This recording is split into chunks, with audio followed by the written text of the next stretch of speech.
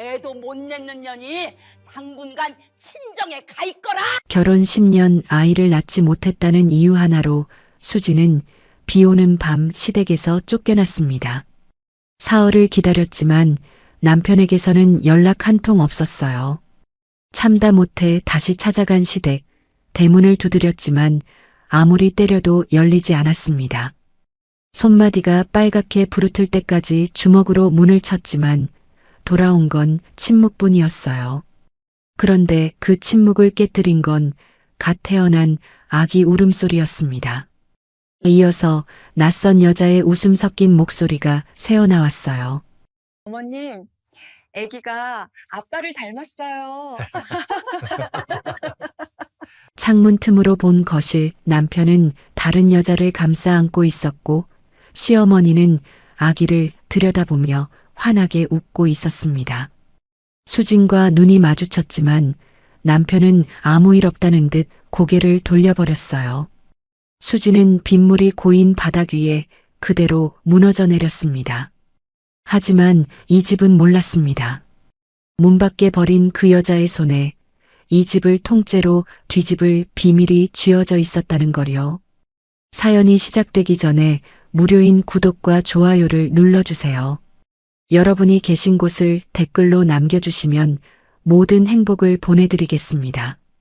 장대비가 창문을 두드리던 저녁이었습니다. 빗줄기가 유리창에 부딪힐 때마다 집 안전체가 울리는 것 같았고 바람은 베란다 빨래대를 덜커덩 흔들어댔습니다. 수지는 부엌에서 저녁 설거지를 마치고 행주를 짜고 있었는데 시어머니가 거실에서 평소와는 전혀 다른 부드러운 목소리로 이름을 불러 세웠습니다. 수진아, 잠깐 나와봐라. 시어머니의 그 목소리에는 평소의 날카로움이 없었습니다. 오히려 이상할 정도로 다정했죠.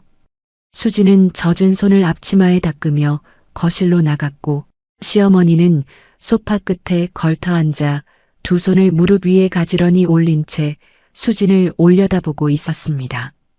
요즘 많이 힘들지. 얼굴도 야위고 기운도 없어 보이는데 한 달만 친정 가서 좀 쉬다 와라. 위로처럼 들렸습니다. 하지만 수진의 등줄기를 타고 이상한 한기가 내려왔죠. 결혼한 지 10년 가까이 되도록 시어머니가 친정 가서 쉬라고 먼저 말한 적은 단 한 번도 없었기 때문입니다. 명절에 하루 다녀오겠다고 해도 눈치를 줬던 사람이 한 달을 다녀오라니요.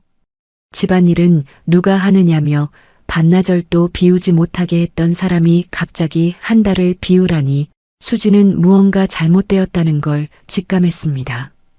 어머님, 갑자기 왜 그러세요? 무슨 일 있으세요? 수진이 묻자 시어머니는 대답 대신 자리에서 일어났습니다. 그리고 곧장 안방으로 걸어가더니 수진의 옷장을 열고 짐 가방을 꺼내기 시작했어요. 수진은 놀라서 뒤따라갔지만 시어머니는 이미 옷을 한 움큼씩 집어 가방 안에 밀어넣고 있었습니다. 옷걸이째 잡아당겨 훅 뽑아내는 그 손놀림에는 배려라고는 찾아볼 수 없었습니다. 오히려 오늘 안으로 반드시 내보내야 한다는 조급함이 손끝 하나하나에 묻어 있었죠. 어머님, 왜 이러세요? 제가 뭘 잘못했어요? 수진의 목소리가 떨렸습니다. 시어머니는 멈추지 않았고 서랍장을 열어 속옷까지 꺼내 가방에 쑤셔 넣었습니다. 수진은 시어머니의 팔을 붙잡고 싶었지만 몸이 돌처럼 굳어버려 손가락 하나 움직일 수 없었습니다. 남편은 안방 문 옆에 서 있었습니다. 팔짱을 끼고 벽에 기댄 채 아내의 눈을 단 한 번도 마주치지 않았죠. 고개를 살짝 숙여 바닥만 내려다보고 있었는데 그 모습이 수진의 가슴을 더 깊이 찔렀습니다. 말리지도 않고 설명하지도 않고 그냥 서 있기만 하는 남편. 시어머니의 차가운 말보다 남편의 그 침묵이 수진에게는 더 무섭게 느껴졌어요. 왜 이러시는 거냐고요? 제발 말씀 좀 해주세요. 수진이 다시 한번 물었을 때 시어머니는 가방 지퍼를 닫는 손을 멈추고 천천히 고개를 돌렸습니다. 눈에는 동정도 미안함도 없었습니다. 그리고 낮고 차가운 목소리로 입을 열었죠. 애도 못 낳는 몸으로 집안 공기만 무겁게 만들지 말고 잠깐 빠져 있는 게 서로 편하다. 그 말은 칼이었습니다. 가슴 한가운데를 정확히 찌르는 칼이었죠. 수지는 숨이 턱 막혔고 입술이 벌어졌지만 어떤 소리도 나오지 않았습니다. 눈앞이 하얗게 흐려지면서 귓속에서 심장 뛰는 소리만 크게 울렸어요. 10년 동안 아이를 갖지 못해 스스로를 탓하며 살아왔지만 그렇게 직접적으로 그렇게 잔인하게 말을 들은 적은 처음이었습니다. 수진의 눈에서 눈물이 차올랐지만 떨어뜨리지 않으려고 천장을 올려다봤습니다. 울면 지는 것 같았고 이 상황을 인정하는 것 같았으니까요. 수진은 떨리는 눈으로 남편을 바라봤습니다. 제발 한마디만 해달라는 눈빛이었죠. 당신이 막아줘야 하는 거 아니냐고 눈으로 소리 없이 외치고 있었습니다. 남편의 입꼬리가 미세하게 움직였고 뭔가 말하려는 것처럼 보였습니다. 수지는 그 찰나의 움직임에 매달렸어요. 남편은 그제야 입을 열었습니다. 이번엔 그냥 다녀와. 짧고 건조한 한마디였습니다.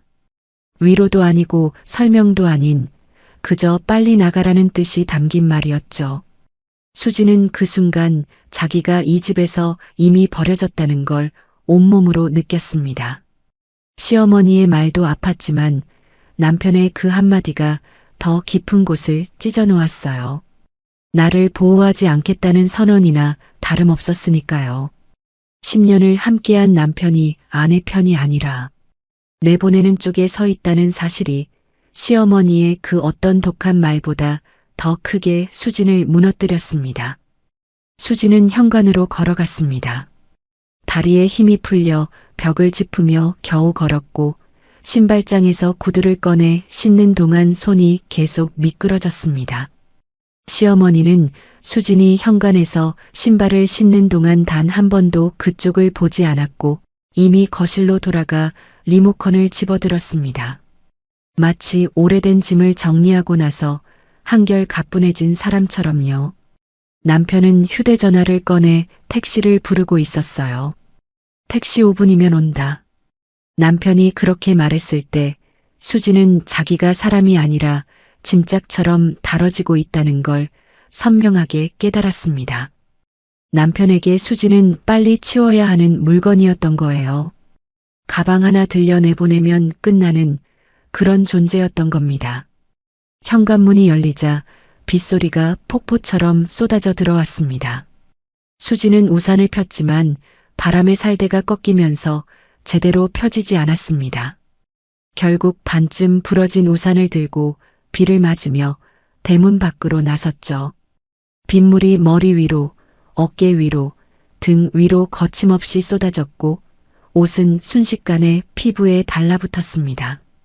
가방 손잡이를 잡은 손이 미끄러워 두 손으로 꼭 쥐어야 했고 구두 안으로 물이 차올라 한 걸음 걸을 때마다 질퍽거리는 소리가 났습니다. 택시 불빛이 골목 끝에서 보이는 순간 남편의 휴대전화가 울렸습니다. 수지는 택시를 향해 걸으면서 뒤를 돌아봤고 남편은 현관 처마 밑에서 급하게 전화를 받고 있었습니다.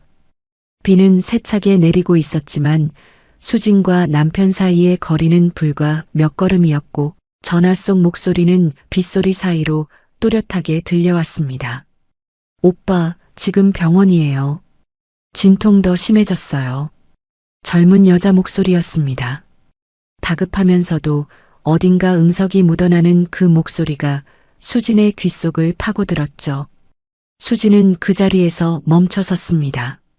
비를 맞고 있다는 것도 택시가 기다리고 있다는 것도 잊어버린 채 남편의 얼굴을 바라봤습니다. 남편은 수진과 눈이 마주치는 순간 고개를 확 돌렸습니다.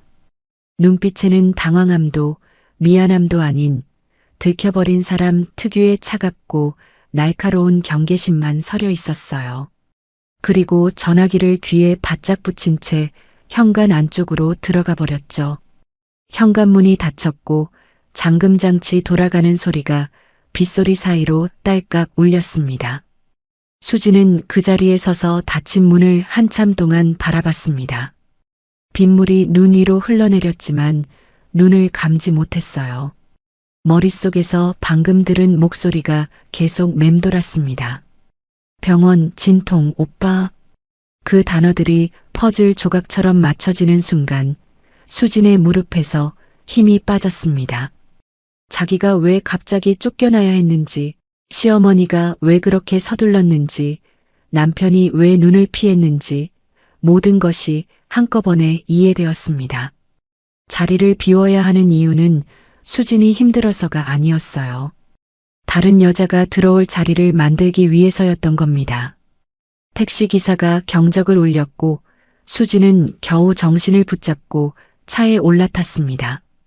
문을 닫는 순간 차 안이 조용해졌지만 수진의 머릿속은 폭풍이 몰아치고 있었죠. 젖은 옷에서 물이 시트 위로 뚝뚝 떨어졌고 운전기사가 백미러로 힐끗 쳐다보며 어디 가시냐고 물었지만 수진은 한동안 대답하지 못했습니다. 겨우 입을 열어 친정 주소를 말했을 때 수진의 목소리는 바람 빠진 풍선처럼 얇고 힘없었습니다. 차창에 비가 줄줄 흘러내리고 있었고 수진은 그 빗줄기 너머로 점점 작아지는 시댁 불빛을 보며 입술을 깨물었습니다. 저 집에 불이 켜져 있는 한자기는 언제든 돌아갈 수 있을 거라고 믿었던 때가 있었습니다. 하지만 이제 그 불빛은 수진을 위한 것이 아니었어요. 그날 수진은 아내가 아니었습니다. 그 집에서 짐처럼 밀려난 사람이었죠. 10년을 바쳤던 집이 비오는 저녁단 30분 만에 수진을 내다버렸고 남편은 아내를 내보낸 그 발로 다른 여자에게 달려가고 있었습니다. 택시 뒷좌석에서 수진은 소리 없이 울었습니다. 눈물인지 빗물인지 구분할 수 없는 것들이 볼을 타고 턱 끝까지 흘러내렸고 주먹 안에 꼭 쥔 부러진 우산 손잡이만이 유일하게 수진이 붙잡고 있는 것이었습니다. 택시 안에서 흐느끼던 그 밤 이후 수진은 친정 작은 방 이불 속에서 꼼짝도 하지 못했습니다. 하지만 몸이 아파서가 아니었어요. 머릿속에서 지난 10년이 필름처럼 되감기며 멈추지 않았기 때문입니다. 한 장면이 끝나면 또 다른 장면이 이어졌고 그 장면들 속에서 수진은 언제나 고개를 숙이고 있었습니다. 수진은 결혼 후 10년 동안 아이를 낳지 못했다는 이유 하나로 스스로를 죄인처럼 여기며 살아왔습니다. 누가 죄를 묻기 전에 먼저 자기를 벌주었고 누가 손가락질하기 전에 스스로 고개를 숙였죠. 병원을 다니기 시작한 건 결혼 2년 차부터였습니다. 처음에는 시기가 안 맞는 거라며 대수롭지 않게 여겼지만 3년 차, 4년 차가 되어도 소식이 없자 시어머니의 눈빛이 달라지기 시작했어요. 대놓고 뭐라 하지는 않았습니다. 대신 한숨을 쉬었죠. 수진이 병원에서 돌아올 때마다 현관문이 열리는 소리에 고개를 돌렸다가 수진의 표정만 보고 아무 말 없이 길고 깊은 한숨을 내쉬었습니다. 그 한숨은 어떤 말보다 더 크게 수진의 가슴을 짓눌렀어요. 차라리 소리를 지르거나 따졌으면 싸우리라도 할 수 있었을 텐데 한숨은 싸울 수도 막을 수도 피할 수도 없는 소리였습니다. 한숨이 끝난 뒤의 침묵은 더 무거웠고 수지는 그 침묵 속에서 매번 자기가 이 집에 빚을 지고 있다는 기분을 느꼈습니다. 밥상에서는 늘 손주 이야기가 돌았습니다. 시어머니는 옆집 며느리가 둘째를 낳았다는 이야기를 꺼냈고 남편 친구 부인이 돌잔치를 한다는 소식을 전했어요. 그때마다 수지는 젓가락을 내려놓고 조용히 앉아 있어야 했습니다. 숨만 쉬는 사람처럼요. 밥알 하나가 목에 걸린 것처럼 넘어가지 않았지만 표정은 괜찮은 척 유지해야 했죠. 시어머니가 이야기를 마칠 때까지 고개를 살짝 끄덕이고 그 자리가 끝나면 화장실에 들어가 거울 앞에서 숨을 골랐습니다. 명절은 더 힘들었습니다. 친척들이 모이면 빠지지 않고 나오는 질문이 있었어요. 좋은 소식 없어? 수지는 웃으며 넘겼습니다. 아직이요. 열심히 하고 있어요. 그렇게 가볍게 대답했지만 밤이 되면 그 말이 머릿속을 맴돌았습니다. 이불을 뒤집어 쓰고 누워도 잠이 오지 않았고 천장을 바라보며 같은 생각만 반복했죠. 내가 뭘 잘못한 걸까? 내 몸이 왜 이런 걸까? 수지는 그렇게 매번 자기 자신을 심판대에 올려놓고 유죄를 선고했습니다. 답을 찾을 수 없는 질문을 밤마다 되풀이하면서 수지는 조금씩 자기 자신을 달아 없애고 있었어요. 남편은 처음에는 괜찮다고 했습니다. 애가 전부가 아니야. 우리 둘이서도 잘 살 수 있어. 결혼 3년 차까지는 그 말이 진심처럼 들렸어요. 수진의 손을 잡아주었고 병원 앞에서 같이 기다려주었고 결과가 좋지 않은 날에는 맛있는 걸 사 먹자며 먼저 차 문을 열어주었죠. 하지만 시간이 갈수록 남편은 변했습니다. 눈을 피하기 시작했어요. 수진이 말을 걸면 휴대전화를 보며 짧게 대답했고 밥상에서 시어머니가 손주 이야기를 해도 더는 말리지 않았습니다. 예전에는 어머니 그만하세요라고 한마디쯤 했는데 어느 순간부터 숟가락만 들고 조용히 먹었죠. 말수가 줄었고 퇴근 시간이 늦어졌고 주말에도 갑자기 나가야 한다는 날이 잦아졌습니다. 같은 침대에 누워도 등을 돌리고 잤고 수진이 손을 뻗으면 이미 잠들었다는 듯 미동도 하지 않았어요. 수진은 그 변화를 알고 있었습니다. 남편이 조금씩 멀어지고 있다는 걸 온몸으로 느끼고 있었어요. 하지만 아무 말도 꺼내지 못했습니다. 혹시라도 그 말을 입 밖에 내는 순간 진짜로 남편을 놓쳐버릴 것 같았기 때문이에요. 모르는 척하면 아직 괜찮은 거라고, 말하지 않으면 무너지지 않는 거라고 수진은 스스로를 속이며 버텼습니다. 수진이 그렇게까지 남편을 붙잡았던 데는 이유가 있었습니다. 아버지 때문이었어요. 몇 년 전 아버지가 갑자기 쓰러졌을 때 병원비가 한꺼번에 밀려들었습니다. 수지는 어디서 돈을 구해야 할지 막막했고 친정어머니와 밤마다 한숨만 쉬고 있었죠. 그때 남편이 나섰습니다. 자기 적금을 깨겠다고 했고 회사에 갑을까지 받아왔어요. 아버지 병실 앞 복도 의자에 나란히 앉아 남편은 수진의 손을 꼭 잡고 말했습니다. 장인어른 걱정하지 마.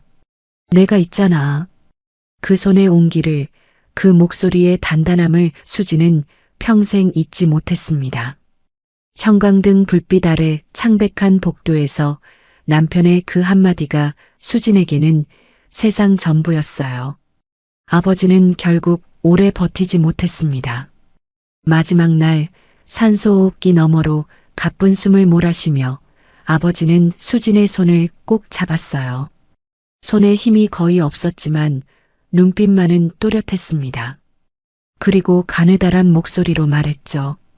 저 사람은 믿어도 된다. 아빠가 보니까 저 사람이면 괜찮아. 수지는 그 말을 유언처럼 가슴에 새기고 살았습니다. 아버지가 믿으라고 한 사람이니까 내가 더 참아야 하는 거라고요. 아버지의 마지막 말을 저버리는 건 아버지를 2번 잃는 것 같았으니까요. 남편이 변하고 있다는 걸 느끼면서도 아버지의 그 한마디가 수진의 입을 막고 발을 묶고 있었습니다. 그래서 남편 휴대전화에서 낯선 여자의 메시지를 봤을 때도 수진은 눈을 감아버렸습니다. 남편이 샤워하러 간 사이 화면에 뜬 알림이었어요. 오빠 오늘 고마웠어라는 짧은 문장과 하트 하나. 수진의 심장이 쿵 내려앉았고 손끝이 차갑게 식었습니다. 귀 뒤로 피가 확 몰리는 게 느껴졌고 욕실에서 흐르는 물소리가 갑자기 아주 멀리서 들리는 것 같았죠. 하지만 수진은 휴대전화를 원래 자리에 내려놓고 아무 일도 없었다는 듯 부엌으로 돌아갔어요. 따져 물을 수 있었습니다. 그 메시지를 들이밀며 이게 뭐냐고, 그 여자가 누구냐고 물을 수 있었죠. 하지만 수지는 그러지 못했습니다. 따지는 대신 스스로를 탓했어요. 내가 부족해서 그런 거라고, 내가 아이만 낳았어도 이런 일은 없었을 거라고 모든 화살을 자기에게 돌렸습니다. 그리고 더 낮아졌죠. 남편 눈치를 더 보기 시작했고 반찬을 더 정성껏 만들었고 시어머니 앞에서 더 작아졌습니다. 마치 그렇게 하면 남편이 돌아올 거라고 믿는 것처럼요. 내가 아이만 낳았어도. 그 한 문장이 수진의 입을 막고 수진의 삶을 가두고 있었습니다.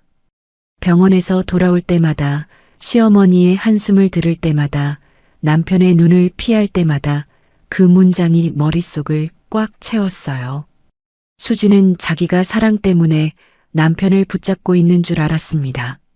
하지만 이불 속에서 지난 10년을 되짚어 보니 그건 사랑이 아니었어요. 죄책감이었습니다. 아이를 낳지 못한 미안함, 아버지의 유언을 저버릴 수 없다는 부담, 이혼하면 모든 게 내 탓이 될 거라는 두려움. 그것들이 뒤엉켜 수진을 그 자리에 묶어놓고 있었던 겁니다. 수진이 붙잡고 있었던 건 남편이 아니라 자기가 만들어낸 죄책감의 사슬이었어요. 그 사이 남편은 다른 여자의 손을 잡았습니다. 수진은 알고 있었어요. 퇴근이 늦어지는 날이 잦아진 것도, 주말마다 갑자기 약속이 생기는 것도, 샤워를 하고 나올 때 은은하게 풍기던 낯선 향수 냄새도 전부 느끼고 있었습니다. 하지만 외면했죠. 눈을 감으면 보이지 않을 거라고, 모른 척하면 없는 일이 될 거라고 스스로를 속이며 하루하루를 견뎠습니다. 수지는 남편을 잃는 게 두려워서 자기 자신을 버렸습니다. 자존심도 의심도 분노도 전부 삼켜버렸고 그 선택이 결국 비 오는 날 짐 가방을 들고 현관을 나서야 했던 오늘의 수진을 만들었어요. 이불 속에서 천장을 바라보며 수지는 처음으로 또렷하게 깨달았습니다. 10년 동안 참아온 자기는 아내가 아니었다는 걸요. 사랑받는 사람도 아니었고 스스로를 희생시키며 겨우 버텨온 사람이었을 뿐이라는 걸요. 그리고 그 희생을 남편은 단 한 번도 고맙다고 말한 적이 없었다는 것까지 그날 밤 수지는 전부 마주했습니다. 친정에 온 지 사흘째, 남편에게서는 단 한 통의 연락도 오지 않았습니다. 전화를 걸면 신호만 울리다 끊겼고 문자를 보내도 읽었다는 표시조차 뜨지 않았어요. 수지는 휴대전화를 손에서 놓지 못했습니다. 밥을 먹을 때도 옆에 두었고 화장실에 갈 때도 들고 갔으며 밤에는 화면이 켜질까봐 가슴 위에 올려놓고 잠을 청했습니다.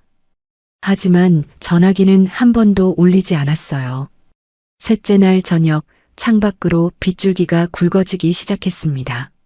수지는 어두운 방에 앉아 전화기 화면만 들여다보고 있었는데 문득 견딜 수 없는 불안이 밀려왔어요. 사흘 동안 연락이 없다는 건 연락을 못하는 게 아니라 안 하는 거라는 뜻이었습니다.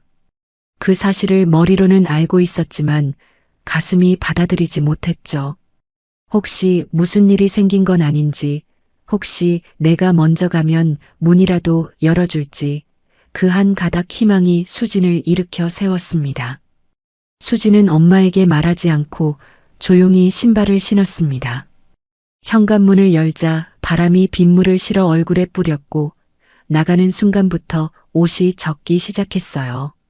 우산을 펼쳤지만 바람이 워낙 거세 살대가 한쪽으로 뒤집혔고 결국 우산은 바람막이도 못 되는 장식품이 되어버렸습니다. 시댁까지 가는 길이 그날따라 유독 멀게 느껴졌습니다. 빗물이 도로 위를 흘러 발목 높이까지 차올랐고 수진의 옷은 순식간에 흠뻑 젖어 피부에 달라붙었습니다. 신발 안으로 물이 들어차 걸을 때마다 찰박찰박 소리가 났고 치마 끝에서는 물이 줄줄 흘러내렸어요. 머리카락은 빗물에 젖어 이마와 볼에 들러붙었고 앞이 제대로 보이지 않을 만큼 비가 세차게 쏟아졌습니다. 그래도 수지는 멈추지 않았어요. 이 비를 뚫고 가면 남편이 문을 열어줄 거라는 그 하나만 믿고 걸었습니다. 시댁 대문 앞에 도착했을 때 수진의 몸에서는 빗물이 줄줄 흘러내리고 있었습니다. 손끝은 하얗게 질려 있었고 입술은 파랗게 떨리고 있었어요. 초인종 버튼을 누르려는데 손가락에 힘이 들어가지 않아 두세 번이나 미끄러졌습니다. 겨우 버튼을 눌렀지만 안에서는 아무런 반응이 없었어요. 한 번 더 눌렀습니다. 그래도 문은 열리지 않았죠. 3번, 4번, 5번. 초인종을 누를 때마다 손가락 끝이 저릿저릿했지만 수지는 멈출 수 없었습니다. 분명 안에는 사람이 있었어요. 거실 창문 사이로 불빛이 새어나왔고 희미하게 사람이 움직이는 그림자가 보였습니다. 누군가 커튼을 살짝 젖히는 것 같더니 다시 닫아버렸어요. 수진을 확인하고도 문을 열지 않는 거였습니다. 수진은 결국 주먹으로 대문을 두드리기 시작했습니다. 철문에 주먹이 부딪힐 때마다 둔탁한 소리가 빗소리를 뚫고 울렸어요. 손마디가 빨갛게 달아올랐지만 멈출 수 없었습니다. 여보, 나야. 제발 문 좀 열어줘. 목이 쉴 만큼 외쳤지만 안에서는 아무 대답이 없었습니다. 비는 점점 더 거세졌고 바람이 수진의 몸을 밀어 비틀거릴 정도였어요. 머리카락이 얼굴 전체에 붙어 시야가 흐려졌고 빗물이 눈 위로 쏟아져 눈을 뜨고 있기조차 힘들었습니다. 수지는 대문에 이마를 기대고 숨을 몰아쉬었어요. 차가운 철문의 감촉이 이마에 닿는 순간 눈물이 빗물 사이로 섞여 내렸습니다. 그때였습니다. 안에서 아기 울음소리가 들렸어요. 갓 태어난 아기 특유의 가늘고 날카로운 울음이었습니다. 수지는 이마를 대문에서 떼고 귀를 기울였어요. 울음소리에 이어 여자의 웃음 섞인 목소리가 들려왔습니다. 어머님, 아기가 아빠를 닮았어요. 이 눈 좀 보세요. 정말 쏙 빼닮았어요. 그 목소리는 다정했고 편안했고 이 집에 완전히 자리 잡은 사람의 말투였습니다. 마치 수진이 한 번도 존재하지 않았던 것처럼 그 자리가 원래부터 자기 자리였다는 듯이요. 시어머니의 목소리가 이어졌습니다. 그래, 우리 집 장손이다. 이 녀석이 우리 집안 다 살릴 거야. 환하게 웃는 시어머니의 목소리였습니다. 수진이 10년 동안 한 번도 들어본 적 없는 목소리였어요. 며느리인 자기에게는 한숨과 눈치와 차가운 침묵뿐이었던 사람이 대문 하나 너머에서 저렇게 행복하게 웃고 있었습니다. 장손이라는 말이 번개처럼 수진의 귀를 찢었고 그 단어 하나가 수진의 10년을 통째로 부정해버렸습니다. 수진은 천천히 대문 옆 창문 쪽으로 발을 옮겼습니다. 커튼 사이로 좁은 틈이 있었고 거실 불빛이 그 틈으로 새어나오고 있었어요. 수진은 떨리는 손으로 벽을 짚고 그 틈에 눈을 가져다 댔습니다. 거실 소파에 남편이 앉아 있었습니다. 그리고 그 옆에 젊은 여자가 있었어요. 남편은 한 팔로 그 여자의 어깨를 감싸 안고 있었고 여자는 포대기에 쌓인 아기를 품에 안은 채 남편 쪽으로 몸을 기울이고 있었습니다.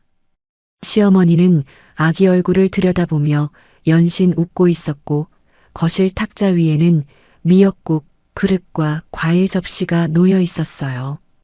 따뜻하고 완벽한 가족의 풍경이었습니다. 수진이 빠진 자리에 다른 여자가 앉아 있었고 수진이 낳지 못한 아이를 그 여자가 안고 있었습니다.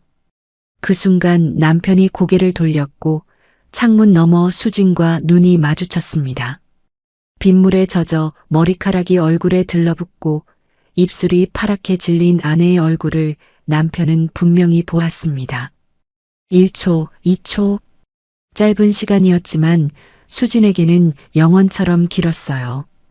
남편의 눈에서 어떤 감정이라도 읽고 싶었습니다. 미안함이든 당황함이든 아니면 놀라움이라도요. 하지만 남편은 아무 일도 없다는 듯 고개를 돌렸습니다. 시선을 거둔 뒤 옆에 앉은 여자에게 뭔가 말하며 아기 이불을 여며주었어요. 마치 창밖에 아무도 서 있지 않은 것처럼, 수진이란 사람이 처음부터 없었던 것처럼요. 수진의 무릎에서 힘이 빠졌습니다. 벽을 짚고 있던 손이 미끄러졌고 수진은 그대로 대문 앞 바닥에 주저앉았어요. 빗물이 고인 웅덩이 위에 그대로 앉아버렸지만 차가운 물이 치마를 적시는 것조차 느껴지지 않았습니다. 머릿속이 텅 비어버렸고 심장이 멈춘 것처럼 가슴 안이 아무것도 느껴지지 않았어요. 대문 하나 사이로 수진은 완전히 지워져 있었습니다. 안에서는 웃음소리가 흘러나왔고 아기 울음이 잦아드는 소리가 들렸고 시어머니가 콧노래를 흥얼거리는 소리까지 새어나왔어요. 수진이 10년 동안 간절히 원했던 풍경이 바로 저 문 안에 있었습니다. 하지만 그 풍경 안에 수진의 자리는 없었어요. 비는 여전히 거세게 내리고 있었습니다. 수진은 젖은 바닥에 앉은 채 한참을 움직이지 못했어요. 빗물이 머리 위로, 어깨 위로 쏟아졌지만 우산을 펼 생각조차 하지 못했습니다. 그저 닫힌 대문만 바라보고 있었죠. 그런데 이상한 일이 일어났습니다. 눈물이 멈췄어요. 빗물은 계속 흘러내렸지만 눈에서 나오는 물은 어느 순간 말라버렸습니다. 가슴 한가운데가 텅 비어 있었는데 그 빈자리를 슬픔이 아닌 다른 무언가가 채우기 시작했어요. 뜨겁지도 않고 차갑지도 않은 단단하고 조용한 것이었습니다. 수지는 천천히 바닥에서 손을 짚고 일어섰습니다. 무릎이 떨렸지만 두 발로 서는데 성공했어요. 빗물에 젖은 얼굴을 손등으로 한번 훔치고 마지막으로 시댁 대문을 바라봤습니다. 그날 폭우 속에서 수지는 무너졌습니다. 하지만 동시에 그 바닥에서 다시는 이 문 앞에 서지 않겠다는 결심이 태어났어요. 돌아서는 수진의 등 뒤로 빗소리만 세차게 울렸고 시댁 거실의 웃음소리는 점점 멀어져 갔습니다. 수진이 친정 현관 앞에 도착했을 때 몸은 이미 사람의 형태를 간신히 유지하고 있을 뿐이었습니다. 젖은 신발을 벗을 힘도 없었고 초인종을 누를 손가락조차 올라가지 않았어요. 수지는 그 상태로 현관문 앞 바닥에 그대로 주저앉아 버렸습니다. 등이 문에 기대졌고 고개가 앞으로 푹 꺾였고 젖은 옷에서 물이 뚝뚝 떨어져 발밑에 작은 웅덩이가 만들어졌습니다. 그 모습은 사람이라기보다 누군가 현관 앞에 버리고 간 짐짝에 가까웠어요. 안에서 인기척을 느꼈는지 현관 불이 켜졌고 문이 열렸습니다. 엄마였어요. 엄마는 문을 열고 바닥에 주저앉아 있는 딸을 본 순간 얼굴이 하얗게 질렸습니다. 입이 벌어졌지만 소리가 나오지 않았고 눈이 크게 떠진 채 1초쯤 그대로 멈춰 있었어요. 그러다 한 박자 늦게 정신이 돌아온 듯 다급히 달려왔습니다. 수진아, 수진아, 이게 무슨 꼴이야? 대체 무슨 일이야? 엄마가 수진의 어깨를 잡고 흔들었지만 수진은 고개를 들 힘조차 남아있지 않았습니다. 눈은 뜨고 있었지만 초점이 없었고 입술은 파랗게 질린 채 가늘게 떨리고만 있었어요. 엄마는 젖은 딸을 안으로 끌어들였습니다. 수진의 몸에서 떨어지는 물이 현관 바닥에 길게 자국을 남겼고 수진이 지나간 자리마다 빗물이 질퍽하게 고였습니다. 엄마는 수건을 가져와 수진의 얼굴을 닦아주었어요. 이마에 들러붙은 머리카락을 조심스럽게 떼어내고 볼 위로 흐르는 물기를 부드럽게 문질렀습니다. 차가워진 귀 뒤쪽까지 꼼꼼히 닦아주는 손길에서 수진은 이 세상에서 유일하게 남은 온기를 느꼈어요. 수진은 입술만 달싹거렸지만 말이 나오지 않았습니다. 목구멍이 막힌 것처럼 숨조차 제대로 쉬어지지 않았죠.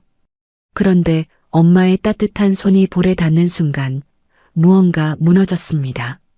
시댁 대문 앞에서도 참았고 빗속에서 일어설 때도 이를 악물었고 여기까지 걸어오는 동안에도 입술을 깨물며 버텼는데 엄마 손이 닿자마자 그 모든 것이 한꺼번에 터져버렸어요. 수지는 엄마 무릎 위에 얼굴을 묻고 그대로 흐느꼈습니다. 어린아이처럼 어깨를 들썩이며 숨이 넘어갈 듯 울었어요. 온몸이 경련하듯 떨렸고 울음소리는 신음에 가까웠습니다. 엄마는 아무 말 없이 수진의 젖은 머리를 쓰다듬었고 수진은 그 손길 아래서 한참을 울었습니다. 얼마나 지났을까요? 울음이 조금 잦아든 뒤 수진은 겨우 입을 열었습니다. 목소리가 갈라졌고 턱이 떨려 말이 제대로 이어지지 않았어요. 엄마 나 문 앞에서 버려졌어. 그 말은 수진의 입에서 나왔지만 정작 자기 귀에 들리는 순간 심장을 다시 한번 찢어놓는 것 같았습니다. 버려졌다는 말을 내가 직접 하고 있다는 사실이, 그걸 소리내어 인정하고 있다는 사실이 비 맞던 그 순간보다 더 아팠어요. 엄마의 손이 수진의 머리카락 위에서 멈췄고 수건을 쥔 손에 힘이 들어가는 게 느껴졌습니다. 엄마도 울고 싶었을 겁니다. 하지만 엄마는 울지 않았어요. 이를 악물고 딸의 머리를 다시 쓰다듬기 시작했습니다. 수지는 그날 밤 있었던 일을 처음부터 끝까지 털어놓았습니다. 사흘 동안 연락이 없어 견딜 수 없었던 것, 폭우 속에서 시댁으로 찾아간 것, 대문 앞에서 초인종을 누르고 또 누르고 주먹으로 문을 두드렸지만 아무도 열어주지 않았던 것, 손마디가 빨개지도록 두드려도 안에서는 커튼만 살짝 젖혔다가 다시 닫아버렸다는 것까지 말했어요. 말하는 동안 수진의 손은 무의식적으로 자기 손등을 문지르고 있었습니다. 대문을 두드리다 까진 자국이 아직 남아 있었어요. 그리고 안에서 들리던 소리들을 말했습니다. 갓 태어난 아기의 울음소리, 아기가 아빠를 닮았다며 웃던 젊은 여자의 목소리, 우리 집 장손이라며 환하게 웃던 시어머니의 목소리.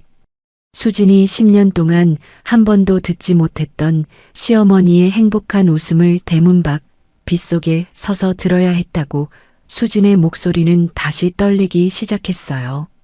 창문 틈으로 남편이 그 여자의 어깨를 감싸 안고 있는 모습을 똑똑히 봤다고 말했을 때 엄마의 숨소리가 거칠어졌습니다.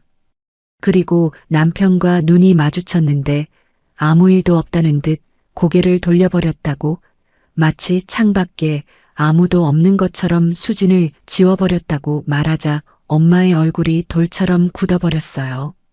입술이 하얗게 변했고 턱에 힘이 잔뜩 들어갔고 눈동자가 미세하게 흔들렸지만 한마디도 하지 않았습니다. 분노가 너무 클 때 사람은 오히려 말을 잃는다는 걸 수지는 엄마의 그 얼굴에서 처음 보았습니다. 바로 그때였습니다. 현관 초인종이 울렸어요. 이 늦은 시간에 누가 왔나 싶어 엄마가 문을 열자 동네 슈퍼를 하시는 아주머니가 서 있었습니다. 손에 비닐봉지를 들고 젖은 우산을 접으며 미안한 표정으로 서 있었어요. 이 시간에 죄송한데 아까 수진이가 비 맞고 오는 걸 봐서 밤새 마음이 편치가 않아 그냥 올 수가 없었어요. 아주머니는 현관 안쪽으로 들어오며 걱정스러운 눈으로 수진을 바라봤습니다. 수진은 고개를 숙인 채 아무 말도 하지 못했어요. 아주머니는 엄마 옆에 앉더니 한참을 망설이다가 손가락으로 무릎을 두어 번 두드린 뒤 입을 열었습니다. 사실 진작에 말씀을 드렸어야 했는데 저만 본 게 아니에요. 아주머니는 남편 차에서 배가 많이 부른 젊은 여자가 내리는 걸 여러 번 봤다고 했습니다. 한두 번이 아니라 몇 달에 걸쳐 여러 차례였고 시어머니가 그 여자의 팔을 잡고 대문 안으로 데려가는 모습도 목격했다고요. 슈퍼 앞에서 물건을 정리하다가 볼 때마다 눈을 피했지만 동네 사람들 사이에서도 이미 말이 돌고 있었다고 조심스럽지만 또박또박 털어놨습니다. 아주머니는 진작 말하지 못한 게 미안하다며 고개를 숙였어요. 수지는 그 말을 들으며 바닥만 바라보고 있었습니다. 세상이 다 알고 있었던 거였어요. 동네 사람들이, 슈퍼 아주머니가, 옆집이, 앞집이 모두 알고 있었는데 정작 수진만 모른 척하며 죄인처럼 침묵하고 버티고 있었던 겁니다. 수치심이 먼저 올라왔지만 그 수치심을 곧바로 뜨거운 분노가 삼켜버렸어요. 주먹을 꽉 쥐었고 이를 악물었고 목 안쪽에서 뜨거운 것이 치밀어 올라왔습니다. 10손가락 끝이 저릿저릿하게 달아올랐고 심장이 세차게 뛰기 시작했어요. 슬픔이 아니었습니다. 분노였습니다. 10년 동안 바닥에 짓눌러왔던 것이 한꺼번에 솟구치는 그런 분노였어요. 아주머니가 돌아간 뒤 거실에는 수진과 엄마만 남았습니다. 한동안 침묵이 흘렀어요. 빗소리만 창밖에서 세차게 울리고 있었고 거실 시계 초침 소리가 유난히 크게 들렸습니다. 엄마는 수진의 손을 잡았습니다. 차갑게 식어있던 수진의 손을 두 손으로 감싸쥐고 수진의 눈을 똑바로 바라보며 말했어요. 수진아, 잘 들어. 그 집이 널 버린 거지. 내가 버림받을 사람이 아니야. 절대로. 엄마의 목소리는 떨리지 않았습니다. 낮지만 단단했고 흔들림이 없었어요. 수진은 엄마의 눈을 바라봤습니다. 엄마의 눈에는 눈물이 고여 있었지만 끝끝내 떨어뜨리지 않았고 그 눈 속에는 딸에 대한 안쓰러움보다 더 깊고 단단한 무언가가 타오르고 있었습니다. 엄마. 수진이 부르자 엄마는 수진의 손을 더 꼭 쥐었어요. 마치 이 손을 놓으면 딸이 다시 그 집으로 돌아갈까봐 무서운 것처럼 뼈가 맞닿을 만큼 온 힘을 다해 잡고 있었습니다. 그날 밤 수지는 처음으로 확실히 깨달았습니다. 더 이상 울기만 해서는 아무것도 끝나지 않는다는 걸요. 참으면 괜찮아질 거라고, 눈 감으면 지나갈 거라고 믿었던 10년이 결국 자기를 대문 밖 빗속에 세워놓았다는 걸요. 이제는 참아서 되는 일이 아니었습니다. 울어서 풀리는 일도 아니었어요. 반드시 끝내야 하는 일이 생긴 거였습니다. 수지는 엄마의 손을 꼭 잡은 채 오랜만에 또렷한 눈으로 앞을 바라봤습니다. 눈물은 말라 있었고 떨리던 입술은 멈춰 있었습니다. 다음 날이 밝았지만 수지는 쉽게 일어나지 못했습니다. 눈은 떠졌는데 몸이 따라오지 않았어요. 천장에 아침 햇빛이 비치고 있었고 새소리도 들렸지만 수지는 이불 속에서 꼼짝도 하지 못한 채 숨만 쉬고 있었습니다. 간밤에 울다 지쳐 잠든 탓에 눈두덩이 부어올라 있었고 목은 쉰 듯 갈라져 침을 삼키는 것조차 아팠어요. 천장의 형광등 자국을 바라보며 수지는 생각했습니다. 어제까지의 내 인생은 대체 뭐였을까? 그 답이 나오지 않아 한참을 그렇게 누워 있었어요. 부엌에서 된장찌개 끓이는 냄새가 났습니다. 평소라면 일어나 밥상을 차렸을 시간이었지만 수지는 속이 울렁거려 한술도 뜰 수 없었어요. 엄마가 방문을 살며시 열고 물컵을 내밀었지만 수지는 컵을 잡으려다 손끝이 떨려 물이 출렁거렸습니다. 결국 두 손으로 컵을 감싸쥐고서야 겨우 한 모금을 넘겼어요. 물이 목을 타고 내려가는 게 느껴졌지만 속은 여전히 텅 비어 있었습니다. 엄마는 문가에 서서 그런 딸을 한참 동안 바라보고 있었습니다. 수진이 물컵을 바닥에 내려놓자 엄마는 조용히 방 안으로 들어와 수진 맞은편에 앉았어요. 두 손을 무릎 위에 올리고 한동안 말없이 앉아 있었습니다.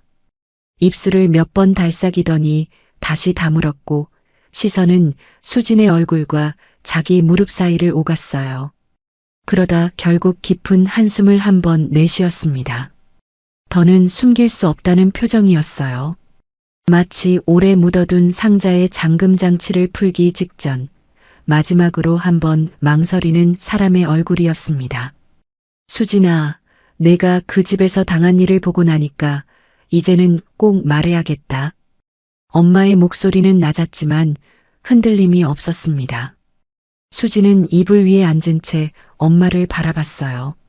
엄마의 눈에는 간밤의 분노 대신 무겁고 단단한 결심이 담겨 있었습니다. 오래 참아온 사람만이 가질 수 있는, 이제는 돌이킬 수 없다는 걸 아는 사람의 눈빛이었어요. 시댁회사가 들어가 있는 그 건물 있지.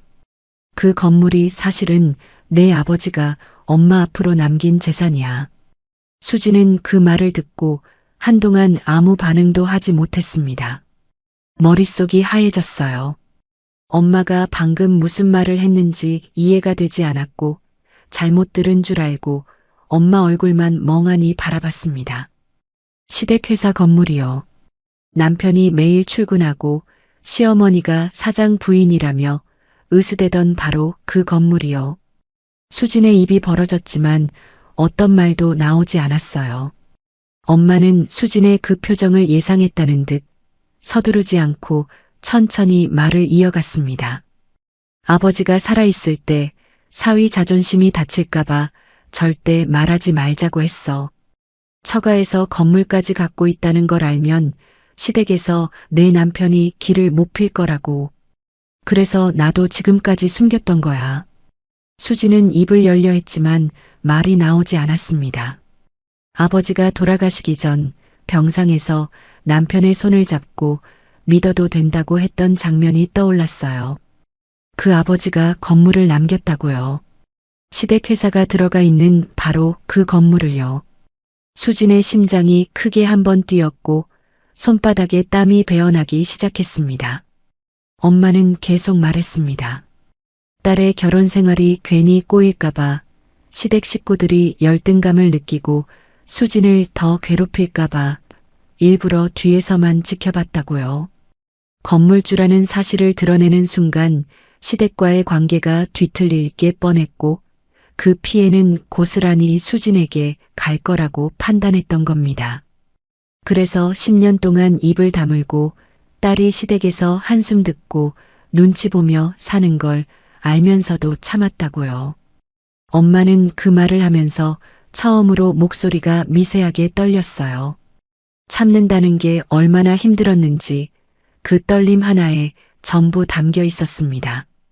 실제로 임대 계약은 엄마 이름이 아닌 관리법인을 통해 처리되어 있었습니다. 건물 소유주가 누구인지 시댁 식구들은 전혀 모르고 지내왔던 거예요. 매달 관리비를 내고 임대료를 내고 그 건물에서 회사를 운영하면서도 자기네 장모가 건물주라는 사실을 꿈에도 몰랐던 겁니다. 수진도 몰랐어요. 10년 동안 시댁 눈치를 보며 힘없는 친정 딸이라고 스스로를 깎아내리고 있었는데 정작 시댁 회사가 서 있는 땅이 친정 재산이었다니요. 원래는 끝까지 참으려고 했어. 내가 그 집에서 잘 살기만 하면 엄마는 죽을 때까지 말 안 할 생각이었어. 엄마는 무릎 위에 올린 손을 꽉 쥐며 말했습니다. 손등에 핏줄이 도드라질 만큼 힘이 들어가 있었어요. 근데 비 오는 밤에 내 딸을 문 밖에 세워두고 안에서 다른 여자 앉혀놓고 웃고 있는 걸 알고 나니까 더는 봐줄 이유가 없어졌어. 엄마의 눈빛이 달라졌습니다. 간밤에 수진의 머리를 쓰다듬며 눈물을 참던 어머니의 얼굴이 아니었어요. 냉정하고 또렷한 결정을 내린 사람의 얼굴이었습니다. 딸을 지키기 위해 10년을 참았던 엄마가 이제 딸을 지키기 위해 칼을 빼든 거였어요. 엄마는 자리에서 일어나 안방 장롱 깊숙한 곳에서 갈색 서류 봉투 하나를 꺼내왔습니다. 봉투는 오래된 것이었지만 모서리 하나 꺾이지 않은 채 깨끗하게 보관되어 있었어요. 10년 넘게 이 순간을 위해 지켜온 것처럼요. 엄마는 그 봉투를 수진 앞에 조용히 밀어놓았습니다. 여기 임대 계약서, 사본이랑 관리비 연체 내역, 그리고 계약 위반 조항까지 다 들어있어. 수지는 떨리는 손으로 봉투를 집어들었습니다.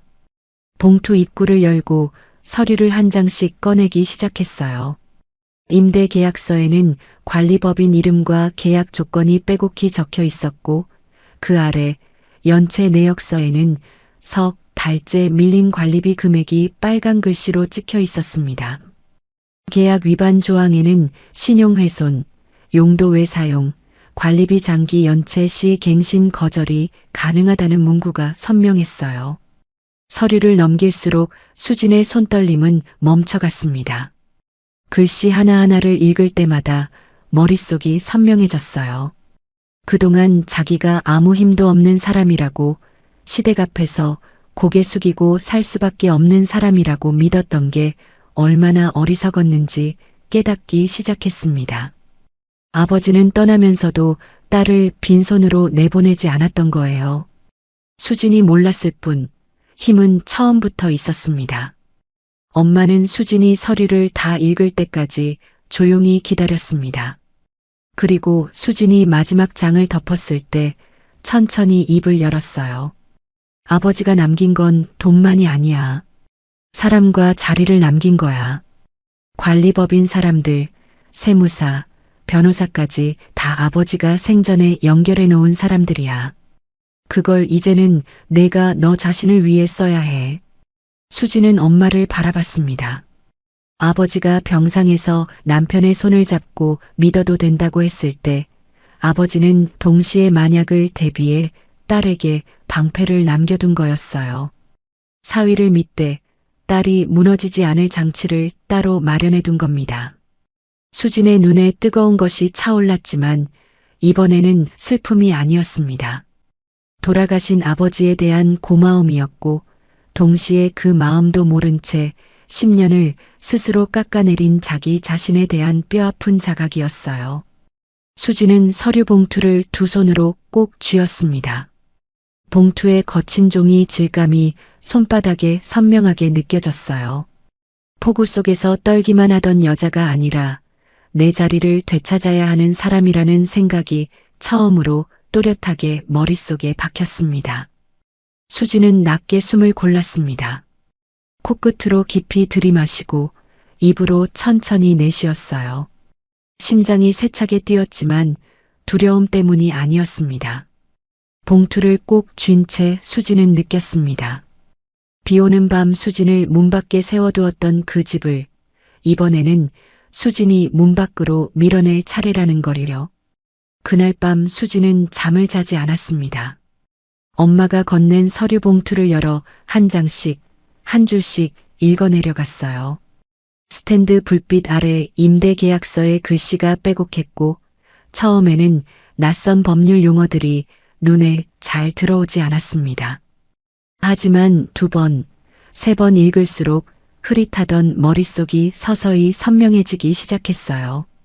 중요한 조항에는 밑줄을 치고 모르는 단어는 동그라미를 쳐서 따로 모아두었습니다. 새벽 4시가 넘어갈 무렵에는 계약서 전체의 구조가 한눈에 들어왔어요. 핵심은 명확했습니다. 관리비 연체와 신용훼손, 계약 조건 위반이 누적될 경우 임대인은 계약 갱신을 거절할 수 있다는 조항이 분명히 적혀 있었어요. 그리고 연체 내역서를 대조해 보니 시댁회사는 이미 석 달째 관리비를 밀리고 있었습니다. 수지는 그 숫자에 빨간 펜으로 동그라미를 치고 계약서의 해당 조항 옆에도 표시를 해두었어요. 손이 떨리지 않았습니다. 오히려 펜을 쥔 손끝에 힘이 들어갔어요. 어젯밤까지 울기만 하던 손이 지금은 서류 위에 밑줄을 긋고 있었습니다. 다음 날 아침 엄마는 수진이 밤을 새운 걸 알고도 쉬라는 말 대신 거실 탁자 위에 커피 2잔을 올려놓았습니다. 그리고 전화 2통을 걸었어요. 한 통은 관리법인 담당자에게, 한 통은 아버지 생전부터 거래해온 변호사에게요.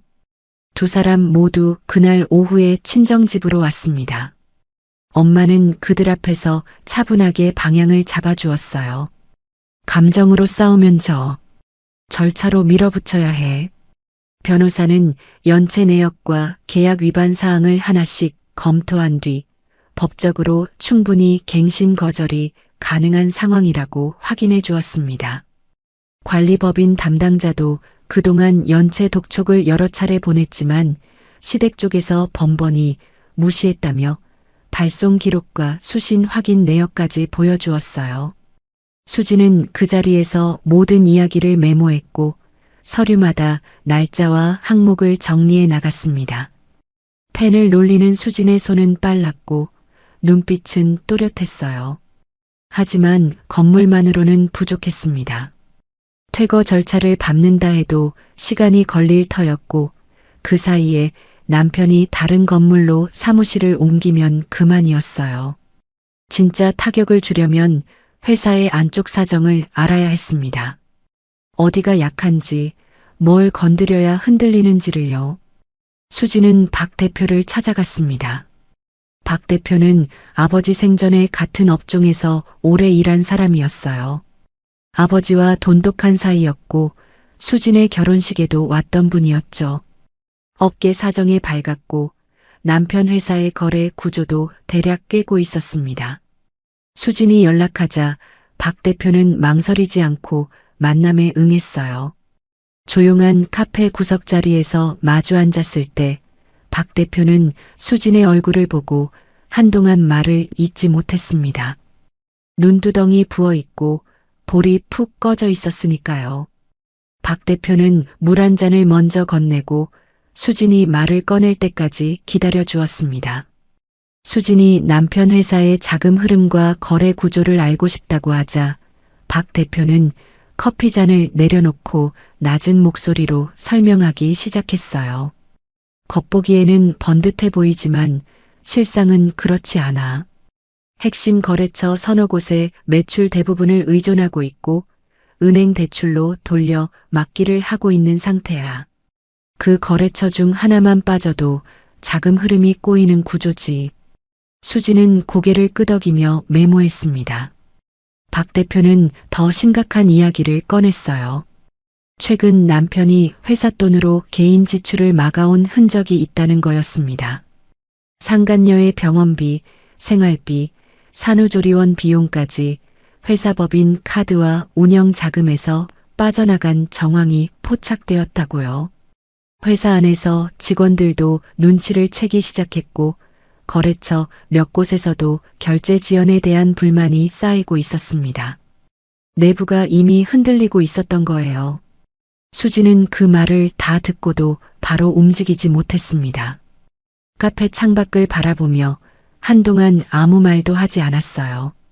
머릿속으로는 이해가 되었지만 가슴 한쪽에서 두려움이 올라왔습니다. 내가 정말 저 집을 흔들 수 있을까? 10년 동안 고개 숙이고 살았던 사람이 갑자기 칼을 들 수 있는 걸까? 서류와 정보가 있어도 실제로 행동으로 옮기는 건 전혀 다른 문제였어요. 손가락 끝이 다시 가늘게 떨리기 시작했습니다. 박 대표가 그 떨림을 보았는지 커피잔을 내려놓고 수진을 똑바로 바라보며 조용히 말했습니다. 수진아, 내가 약한 게 아니야. 너무 오래 참아서 자기 힘을 잊어버린 것뿐이야. 그 한마디가 수진의 가슴에 깊이 박혔습니다. 약한 게 아니라 잊어버린 거라는 말. 힘이 없는 게 아니라 쓰지 않았을 뿐이라는 말. 수진은 고개를 들어 박 대표를 바라봤고 입술을 꽉 다문 채 천천히 고개를 끄덕였습니다. 수진은 용기를 내 첫 거래처에 직접 연락했습니다. 박 대표가 알려준 연락처로 전화를 걸었고 떨리는 목소리였지만 최대한 차분하게 상황을 설명하려 했어요. 하지만 상대방의 반응은 싸늘했습니다. 부부 일에 끼고 싶지 않습니다. 저희는 거래 관계로만 연결된 사이니까요. 전화가 끊기고 수지는 한동안 휴대전화 화면만 내려다보며 움직이지 못했습니다. 그 짧은 거절이 수진을 다시 바닥으로 끌어내렸어요. 아, 역시 안 되는 건가?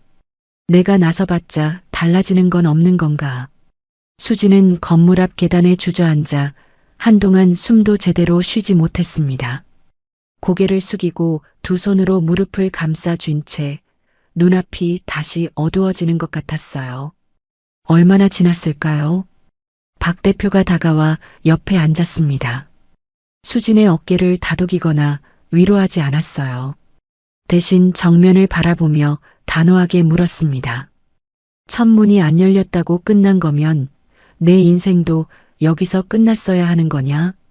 수진은 고개를 들었습니다. 박 대표의 얼굴에는 동정이 아니라 믿음이 있었어요. 사람은 정으로 시작하지만 거래는 신뢰로 버티는 거야. 그리고 신뢰가 깨지면 저 집은 반드시 무너져. 하나가 안 되면 다른 길을 찾으면 돼. 길은 하나가 아니야. 수지는 그 말을 가슴에 새기며 천천히 일어섰습니다. 같은 날 저녁 뜻밖의 연락이 왔어요. 김 과장이었습니다. 남편 회사에서 격리를 맡고 있는 사람이었죠. 김 과장은 인적이 드문 골목에서 수진을 만났고 주위를 두어 번 둘러본 뒤 코트 안주머니에서 작은 봉투 하나를 꺼내 건넸어요. 안에는 회사 자금 현황표와 내부 지출 자료가 들어 있었습니다. 사모님, 지금 회사가 겨우 버티는 상태예요. 다음 달 결제 일정만 넘어가면 자금이 바닥날 수도 있어요. 김 과장의 목소리는 작았지만 절박했습니다. 회사가 무너지면 자기 월급도 위험해지는 사람이었으니까요. 봉투를 건네는 김 과장의 손도 미세하게 떨리고 있었어요. 수지는 봉투를 받아들며 고개를 숙여 고맙다고 인사했습니다. 그 봉투를 손에 쥔 순간 수지는 더 이상 울지 않았습니다. 눈물이 마른 게 아니라 울자리를 다른 것이 대신 채운 거였어요. 처음으로 내가 피해자가 아니라 끝을 정할 사람이라는 감각이 온몸에 퍼졌습니다. 건물 계약서, 연체 내역, 회사 자금표. 수진의 손 안에 필요한 것들이 하나씩 모이고 있었어요. 수진은 입술을 깨물었습니다. 그리고 낮지만 또렷한 목소리로 중얼거렸어요. 하나씩 사정하는 건 끝났어. 이제는 내가 저들의 마지막을 정할 거야. 그 말이 입 밖으로 나오는 순간 수진의 등이 펴졌습니다. 오랜만이었어요. 누구 앞에서 웅크리지 않고 자기 목소리로 자기 의지를 말한 것이요. 수진은 며칠 동안 고민했습니다. 거래처를 한 곳씩 설득할 수도 있었지만 첫 번째 전화에서 돌아온 싸늘한 거절이 아직 귓가에 남아 있었어요. 한 곳씩 두드려봤자 부부 일에 끼고 싶지 않다는 말만 반복될 게 뻔했습니다. 그래서 수지는 방법을 바꾸기로 했어요. 하나씩 흔드는 대신 남편 회사가 가장 의지하던 세 곳을 동시에 건드리기로 마음을 굳힌 겁니다. 한 곳이 빠지면 불편한 수준이지만 세 곳이 동시에 빠지면 회사는 서 있을 수 없었어요. 박 대표가 움직여 주었습니다. 오래된 업계 신뢰를 바탕으로 세 곳의 거래처 대표들과 각각 따로 자리를 만들었어요. 밥 한 끼, 커피 한 잔, 골프장 라운딩 한 번. 자연스러운 자리에서 자연스럽게 이야기를 꺼냈습니다. 박 대표는 감정적인 말은 일절하지 않았어요. 대신 사실만 전달했죠. 수진도 직접 나섰습니다. 박 대표가 자리를 만들어주면 수진은 준비해간 자료를 조심스럽게 펼쳤어요. 최근 납품 지연이 잦아진 이유, 결제가 자꾸 밀리는 배경, 회사 내부 자금이 불안정한 정황, 그리고 대표가 회사 돈을 사적으로 유용한 가능성까지요. 수지는 목소리를 높이지 않았습니다. 떨리는 걸 들킬까봐 일부러 천천히 말했고 서류를 가리키며 숫자로 설명했어요. 감정이 아니라 사실로 말하자 거래처 대표들의 표정이 하나둘 굳어가기 시작했습니다. 며칠 뒤 남편 회사에 공문 3장이 동시에 도착했습니다. 세 곳의 핵심 거래처에서 납품 보류를 통보한 거였어요. 같은 날, 같은 시간대예요. 남편은 사무실 책상 위에 놓인 공문 3장을 번갈아 들여다봤습니다. 첫 번째를 읽을 때는 미간을 찌푸렸고 두 번째를 읽을 때는 의자에서 몸을 앞으로 기울였고 세 번째를 읽을 때는 손이 눈에 띄게 떨리기 시작했어요. 얼굴색이 종이처럼 창백해졌고 이마에 식은땀이 맺혔습니다. 공문을 잡고 있는 손가락 끝이 하얗게 질려 있었어요.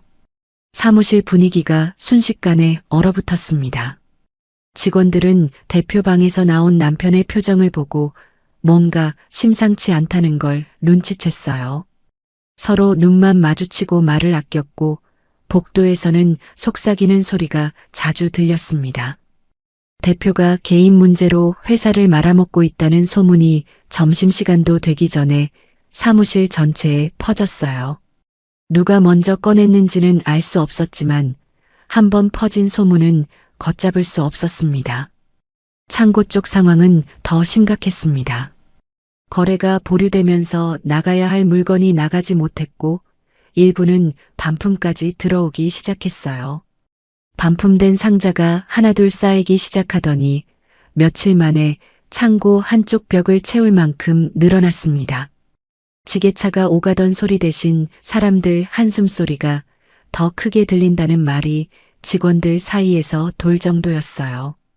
김 과장은 그때 사무실 안 분위기를 이렇게 전해왔어요. 남편이 공문을 책상 위에 내려놓고 대표방 문을 닫았는데 유리병 너머로 남편이 두 손으로 얼굴을 감싸쥐고 한참을 그렇게 앉아 있었다고요. 아무도 문을 두드리지 못했고 전화벨이 울려도 받는 사람이 없었다고 합니다. 사무실 전체가 숨을 죽이고 있었어요. 남편은 급하게 거래처를 찾아다니기 시작했습니다. 직접 차를 몰고 가서 사정을 했어요. 예전 같으면 전화 한 통이면 해결됐을 일이었지만 이미 신뢰가 흔들린 뒤였습니다. 거래처 대표들은 남편의 전화를 받지 않거나 만나주더라도 상황을 지켜보겠다는 말만 반복했어요. 확답을 주는 곳은 단 한 곳도 없었습니다. 남편은 차 안에서 핸들을 두 손으로 잡은 채 한참을 앉아 있었다고 나중에 김 과장이 전해주었어요. 시댁 안쪽 분위기도 흔들리기 시작했습니다. 시어머니는 처음에는 대수롭지 않다는 듯 버텼어요. 고작 거래 몇 군데 끊긴 게 뭐 대수냐? 다시 붙이면 되지. 하지만 남편이 퇴근 후 거실 소파에 앉아 공문을 들여다보는 모습을 보고 입을 다물었습니다. 남편의 손이 떨리고 있었으니까요. 서류를 잡고 있는 그 손이 미세하게 흔들리는 걸 보는 순간 시어머니의 얼굴에서도 여유가 사라졌어요. 입꼬리가 내려갔고 아들 얼굴을 빤히 쳐다보다가 부엌으로 들어가 아무 말 없이 물만 끓이기 시작했다고 합니다. 상간녀는 더 직접적이었습니다. 아이를 안은 채 거실에서 남편에게 자꾸 물었어요. 회사 괜찮은 거 맞아? 나한테는 솔직히 말해줘. 한 번도 아니고 두 번, 세 번. 같은 질문을 반복할 때마다 시어머니의 눈이 상간녀 쪽을 향했어요. 불안한 눈빛이었지만 그 안에는 짜증도 섞여 있었습니다. 손주를 얻었다며 들떠있던 것이 엊그제였는데 그 기쁨이 채 마르기도 전에 돈 걱정이 들이닥친 거였어요. 상간녀의 불안한 질문은 시어머니의 불안에 기름을 부었고 거실 공기는 날이 갈수록 무거워졌습니다. 시동생도 불안하기는 마찬가지였어요. 슬그머니 형 눈치를 보며 회사 장부를 뒤적이기 시작했는데 그 이유는 따로 있었습니다. 자기가 몰래 쓴 회사법인 카드 내역이 들통날까봐 안절부절 못했던 거예요. 회사가 잘 돌아갈 때는 묻혔던 것들이 자금이 말라가니까 하나씩 수면 위로 올라올 판이었습니다. 시동생은 장부를 넘기다 말고 형 방 쪽을 힐끗 쳐다봤고 그 눈에는 걱정보다 공포가 더 짙게 깔려 있었어요. 한 지붕 아래 4명의 어른이 있었지만 누구 하나 서로를 위로하지 않았습니다. 각자의 불안과 각자의 계산만이 거실 공기를 채우고 있었어요. 겉으로는 한 가족이었지만 안에서부터 이미 금이 가고 있었습니다. 같은 시간 관리법인 사무실에서는 조용히 다음 단계가 준비되고 있었습니다. 변호사와 담당자가 계약 위반과 관리비 연체 자료를 빠짐없이 정리하고 있었고 퇴거 절차에 필요한 서류가 하나씩 갖춰지고 있었어요. 수지는 아직 이 카드를 꺼내지 않았습니다. 지금은 거래처만으로 충분했어요. 건물 카드는 마지막에 꺼낼 생각이었습니다. 수지는 친정방 작은 책상 앞에 앉아 그 모든 소식을 들었습니다. 박 대표가 전하는 업계 반응, 김 과장이 몰래 알려주는 사무실 분위기, 관리법인 담당자가 보내오는 절차 진행 상황. 수지는 메모장에 하나씩 적어가며 상황을 정리했어요. 문득 폭우 속 대문 앞에 주저앉아 있던 자기 모습이 떠올랐습니다. 빗물에 젖어 무릎까지 물이 차올랐던 그 바닥 안에서 들리던 웃음소리, 눈이 마주치고도 고개를 돌려버린 남편의 얼굴. 그 장면이 선명하게 지나갔지만 이번에는 흔들리지 않았어요. 가슴이 아프기는 했지만 그 아픔을 삼키고 눈을 뜨는데 이제는 3초도 걸리지 않았습니다. 오히려 이런 생각이 들었어요. 그 집이 이제야 비를 맞기 시작했구나. 수진이 맞았던 비를, 수진이 흘렸던 눈물을 저 집이 이제야 조금씩 대신 막고 있었습니다. 그 생각이 드는 순간 오래 눌려있던 돌이 하나 빠진 것처럼 숨이 한결 편해졌어요. 수지는 메모장을 덮고 펜을 내려놓았습니다. 창밖에는 해가 지고 있었고 하늘이 붉게 물들어가고 있었어요. 수지는 그 하늘을 바라보며 처음으로 확신했습니다. 이건 조용히 시작한 복수가 아니었어요. 되돌릴 수 없는 붕괴가 이미 시작된 거였습니다. 그리고 아직 꺼내지 않은 카드가 남아 있었어요. 건물이라는 가장 무거운 카드가요. 세 곳의 거래처가 한꺼번에 멈춰서자 남편 회사의 자금 흐름은 수진이 예상했던 것보다 훨씬 빠르게 말라가기 시작했습니다. 거래처가 납품을 보류한다는 건 단순히 물건이 안 들어온다는 뜻이 아니었어요. 매일 들어와야 할 돈이 끊긴다는 뜻이었습니다. 돈이 들어오지 않으니 나가야 할 돈도 막혔고 결제 일정이 도미노처럼 꼬이기 시작했어요. 하청업체에 줘야 할 대금이 밀렸고 원자재 값을 내지 못해 다른 거래처까지 눈치를 보기 시작했습니다. 창고 상황은 날이 갈수록 심각해졌어요. 보류된 납품분이 쌓이는 데다 반품까지 들어오면서 상자가 벽처럼 높이 쌓여갔습니다. 창고 직원이 지게차를 몰고 들어갈 공간도 빠듯해졌고 복도까지 상자가 밀려나올 지경이었어요. 누군가 창고 앞을 지나가며 물건이 나가는 게 아니라 들어오기만 한다고 혀를 찼다는 이야기가 김 과장을 통해 전해졌습니다. 남편은 아침부터 밤까지 전화기를 붙잡고 살았습니다. 거래처 대표에게, 은행 담당자에게, 아는 사람이란 사람에게 모조리 전화를 걸었어요. 허리를 굽히고 사정하고 한 번만 기회를 달라고 매달렸습니다. 하지만 돌아오는 건 한결같았어요.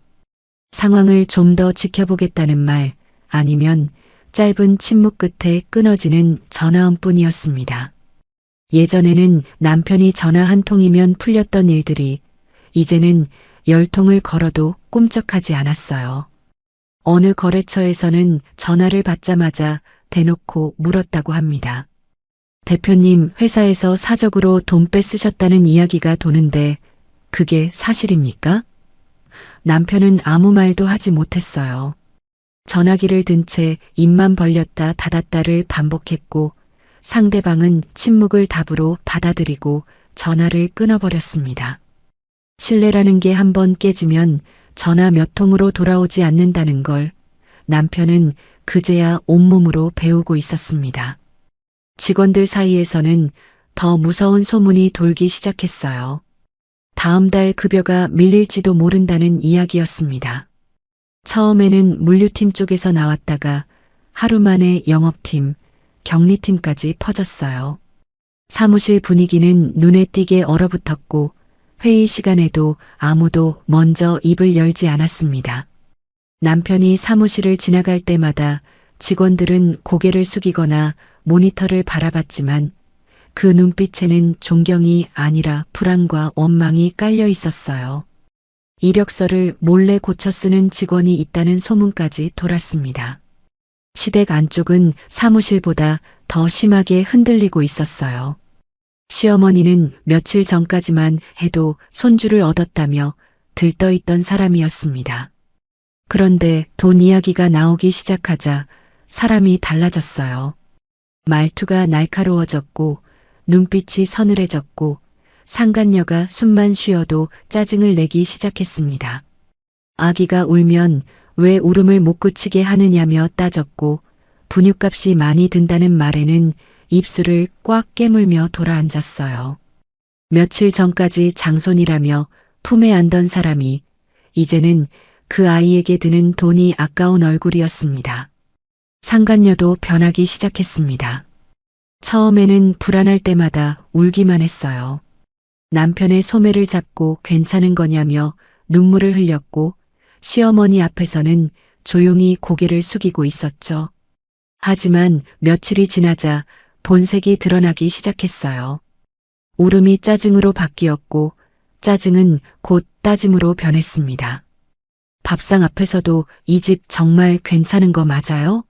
라고 노골적으로 물었고 대답이 시원치 않으면 입꼬리를 비틀며 젓가락을 내려놓았어요. 남편이 괜찮다고 하면 괜찮으면 왜 매일 얼굴이 그래요? 라고 받아쳤고 시어머니가 신경 쓰지 말라고 하면 한숨을 내쉬며 아기 분유통을 흔들어 보였습니다. 분유가 얼마 남지 않았다는 무언의 압박이었어요. 어느 날 저녁이었습니다. 거실에 시어머니와 남편 상간녀가 함께 앉아 있었어요. 아기를 무릎 위에 올려놓은 상간녀가 아무렇지 않다는 듯 입을 열었습니다. 형님은 애도 없으면서 왜 아직 그 집에 있었어요? 가진 것도 없는 사람이 자리만 차지하고 있었으니 이렇게 된 거 아니에요? 형님이라고 부른 건 수진을 가리킨 거였어요. 상간녀의 입에서 수진 이야기가 나올 줄은 시어머니도 몰랐을 겁니다.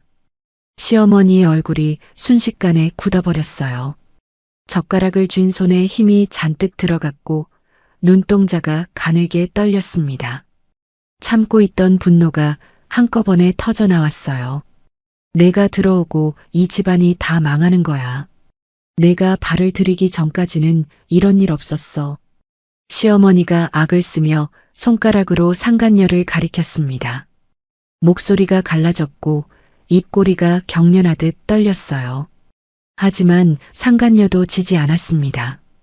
그러면 애 있는 나부터 챙겨야 하는 거 아니에요? 손주 하시더니 이제 와서 나한테 뭐라고 하시는 거예요? 상간녀의 목소리에는 눈물도 응석도 없었습니다. 차갑고 계산적인 목소리였어요. 두 사람의 싸움은 순식간에 막장으로 번졌고 거실은 독한 말이 벽을 튕기며 오가는 전쟁터가 되어버렸습니다. 시어머니는 내년이라는 말까지 내뱉었고 상간녀는 아기를 더 세게 안으며 그러면 나가라고 하세요 한 번이라고 쏘아붙였어요. 남편은 그 사이에서 아무 말도 못한 채 서 있었습니다. 소파 팔걸이를 잡고 서 있는 남편의 어깨는 축 늘어져 있었고 눈은 허공을 바라보고 있었어요. 어머니와 그 여자 사이에서 어느 편을 들 수도 빠져나갈 수도 없는 사람의 모습이었습니다. 시동생은 그 광경을 부엌 쪽에서 지켜보다가 슬그머니 자기 방으로 들어갔어요. 형 탓이라고 중얼거리면서요. 가족을 걱정하는 게 아니라 이 난리 속에서 자기만 빠져나갈 구멍을 찾고 있는 얼굴이었습니다. 김 과장이 그날 밤 수진에게 연락해 왔어요. 목소리가 평소보다 더 낮았습니다. 사모님, 회사 계좌 잔액이 위험한 수준까지 줄었어요. 다음 달만 넘어가면 직원 급여하고 하청 대금이 동시에 흔들릴 수 있어요. 솔직히 말씀드리면 지금 상태로 2달을 버틸 수 있을지 모르겠어요. 수지는 그 말을 듣고도 서두르지 않았습니다. 전화를 끊고 책상 위에 펼쳐놓은 메모장을 바라보며 조용히 앉아 있었어요.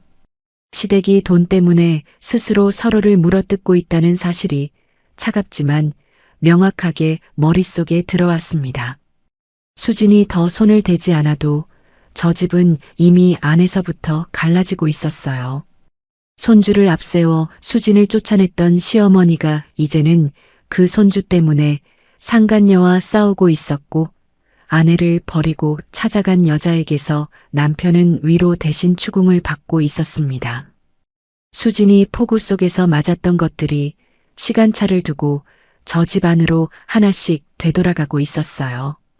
폭우 속에서 수진을 지워버렸던 집이 이제는 반품 상자와 연체표, 독한 말싸움으로 자기 얼굴을 스스로 지식이고 있었습니다.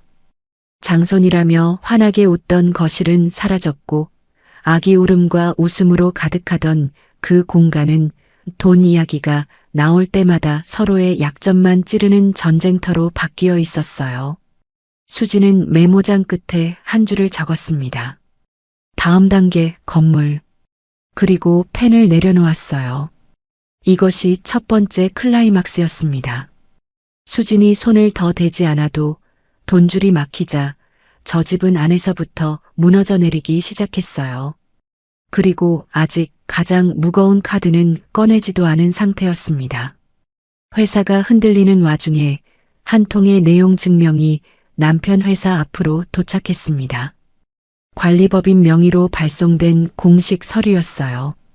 격리 직원이 봉투를 뜯어 남편에게 전달했고 남편은 대표방에서 혼자 그 서류를 펼쳤습니다. 서류에는 관리비 장기 연체와 실내 훼손, 계약 조건 위반을 이유로 임대계약 갱신 거절과 퇴거 절차를 진행한다는 내용이 적혀 있었어요. 법률 용어가 빼곡했지만 핵심은 단 한 줄이었습니다. 이 건물에서 나가라는 뜻이었죠. 남편은 서류를 읽는 내내 손끝을 떨었고 마지막 장까지 읽고 나서도 서류를 내려놓지 못한 채 한참을 그 자리에 앉아 있었습니다. 시어머니에게 연락이 갔어요. 시어머니는 전화를 받자마자 씩씩대기 시작했습니다. 건물주가 갑자기 왜 이러는 거야? 그동안 잘 있다가 이제 와서 무슨 퇴거야? 하지만 목소리가 갈라져 있었어요. 화를 내는 것 같으면서도 그 안에 두려움이 묻어 있었습니다. 거래처에 이어 건물까지 흔들리니 시어머니도 이번에는 심상치 않다는 걸 느꼈던 겁니다. 바로 그 다음 날이었습니다. 오후 2시 남편 회사 회의실 문이 열렸어요. 직원 한 명이 안내한 사람은 남편도 시어머니도 전혀 예상하지 못한 사람이었습니다. 수진의 엄마였어요. 검은 코트를 단정하게 입고 서류철을 한쪽 팔에 끼고 조용하지만 흔들림 없는 걸음으로 회의실 안까지 걸어 들어왔습니다. 화장기 없는 얼굴이었지만 눈빛은 또렷했고 등은 곧게 펴져 있었어요. 그 자리를 위해 오래 준비해온 사람의 걸음이었습니다. 남편이 먼저 엄마를 알아봤습니다. 하지만 왜 장모가 이 자리에 있는지 전혀 이해하지 못한 얼굴이었어요. 뒤따라 들어온 시어머니도 마찬가지였습니다. 두 사람 모두 멍한 얼굴로 엄마를 바라봤고 회의실 안에는 어색하고 팽팽한 침묵이 흘렀어요. 엄마는 말없이 서류철을 테이블 위에 내려놓았습니다. 탁 하고 서류가 테이블에 닿는 소리가 회의실 안에 울렸어요. 그리고 의자에 앉지 않은 채 서서 남편과 시어머니를 똑바로 바라보며 입을 열었습니다. 대리인으로 온 게 아닙니다. 이 건물의 실제 소유주로 왔어요. 회의실 안이 순식간에 얼어붙었습니다. 남편의 눈이 크게 떠졌어요. 엄마의 얼굴을 보다가 테이블 위 서류철을 보다가 다시 엄마 얼굴로 시선을 옮겼습니다. 입이 벌어졌지만 아무 소리도 나오지 않았어요. 시어머니는 엄마가 무슨 말을 했는지 이해하는데 몇 초가 더 걸렸습니다. 소유주라는 단어가 머릿속에 들어온 순간 시어머니의 얼굴에서 혈색이 빠져나갔어요. 무슨 소리예요? 이 건물이 당신 거라고요? 시어머니가 떨리는 목소리로 물었습니다. 엄마는 서류철을 열어 임대계약서 원본과 등기부등본 사본을 테이블 위에 펼쳐 보였어요. 소유주 이름, 관리법인 위임 내역, 임대계약 체결일까지 전부 적혀 있었습니다. 돌아가신 수진이 아버지가 이 건물을 제 앞으로 남겼어요. 사위 자존심 상할까봐 건물주라는 사실을 절대 밝히지 말자고 했고, 그래서 지금까지 숨겨왔습니다. 엄마의 목소리는 조용했지만 단단했어요. 한 글자도 흔들리지 않았습니다. 남편은 서류 위에 글씨를 읽다가 고개를 들었고, 다시 서류를 내려다봤고, 또다시 엄마를 올려다봤어요. 믿을 수 없다는 표정이었지만 서류는 거짓말을 하지 않았습니다. 엄마는 한 발 앞으로 다가서며 말을 이었어요. 원래는 끝까지 말하지 않을 생각이었어요. 수진이가 그 집에서 잘 살기만 하면 죽을 때까지 비밀로 가져가려고 했어요. 거기서 엄마는 한 박자 쉬었습니다. 숨을 한 번 들이쉬고 남편의 눈을 똑바로 바라보며 말했어요. 그런데 비 오는 밤에 내 딸을 문 밖에 세워두고 안에서 다른 여자랑 웃고 있더라고요. 더는 참을 이유도 봐줄 이유도 없어졌어요. 그 말이 끝나는 순간 시어머니의 다리에서 힘이 빠졌습니다. 서 있지 못하고 뒤에 있던 의자에 털썩 주저앉았어요. 두 손이 무릎 위에서 가늘게 떨리고 있었고 입술은 하얗게 말라 있었습니다. 남편은 입술만 떨릴 뿐 어떤 변명도 내놓지 못했어요. 아버지의 자존심을 지켜주려고 숨겨왔다는 말, 비 오는 밤에 딸을 문 밖에 세웠다는 말, 그 두 문장 사이에 남편이 끼어들 틈은 없었습니다. 10년 동안 처가를 만만하게 봐왔던 거예요. 힘없는 장모, 가진 것 없는 친정이라고 얕잡아 봤는데 정작 자기가 매달 임대료를 내며 일하던 건물이 그 장모의 것이었다니요.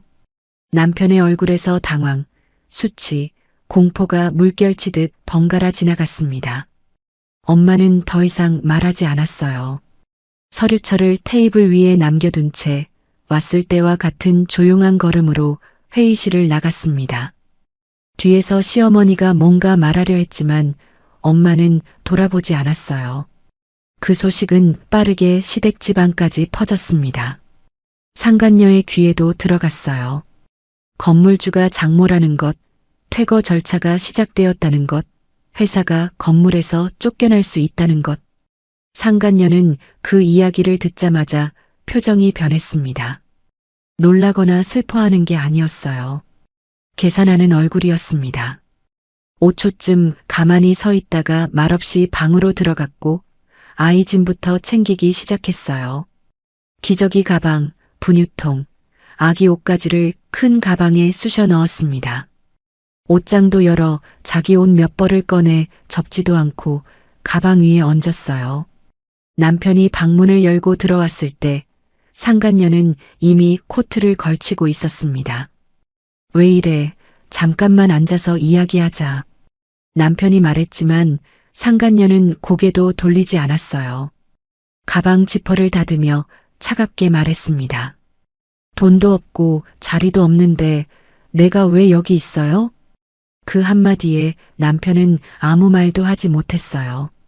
상간녀의 눈에는 미련도 미안함도 눈물도 없었습니다. 계산이 끝난 사람의 눈이었어요. 돈이 있을 때는 오빠라 부르며 품에 안겼지만 돈이 마르자 남은 건 아무것도 없었던 겁니다. 남편이 팔을 잡았지만 상간녀는 뿌리쳤어요. 아기를 한 팔에 안고 가방을 다른 손에 든 채 현관으로 걸어갔습니다. 시어머니가 뒤따라 나왔어요. 울면서 손주라도 놔두고 가라고 제발 한 번만 더 생각해 보라고 매달렸습니다. 상간녀의 코트 자락을 잡았다가 놓쳤고 다시 가방 끈을 잡았다가 뿌리쳐졌어요. 며칠 전까지 내가 들어오고 집안이 망한다고 악을 썼던 사람이 이제는 현관 바닥에 주저앉아 울며 붙잡고 있었습니다. 하지만 상간녀는 한 번도 돌아보지 않았어요. 현관문이 닫혔고 구두 소리가 계단을 따라 멀어져 갔고 그 소리가 완전히 사라진 뒤에도 시어머니는 한참 동안 닫힌 문만 바라보고 있었습니다. 거실에는 남편과 시어머니만 남았습니다.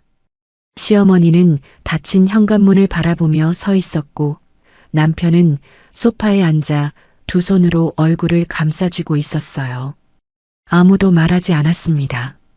텔레비전도 꺼져 있었고 아기 울음소리도 사라졌고 웃음소리는 이미 오래전에 끊겨 있었어요.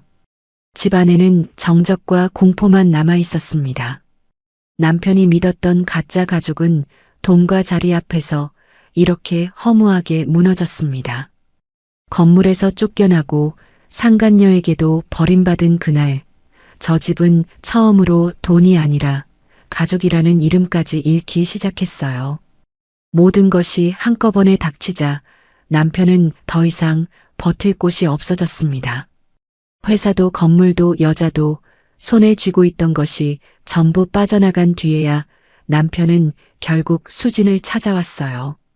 그것도 전화나 문자가 아니라 친정집 마당까지 직접 찾아왔습니다. 그날은 흐린 날이었어요. 비가 올 듯 말 듯 하늘이 낮게 내려앉아 있었고 바람이 차가웠습니다. 수진이 방 안에서 창밖을 보고 있는데 대문 쪽에서 인기척이 났어요. 커튼 사이로 내다보니 남편이 서 있었습니다. 양복은 구겨져 있었고 넥타이는 풀려 한쪽으로 늘어져 있었어요. 며칠 동안 제대로 씻지도 자지도 못한 사람의 모습이었습니다.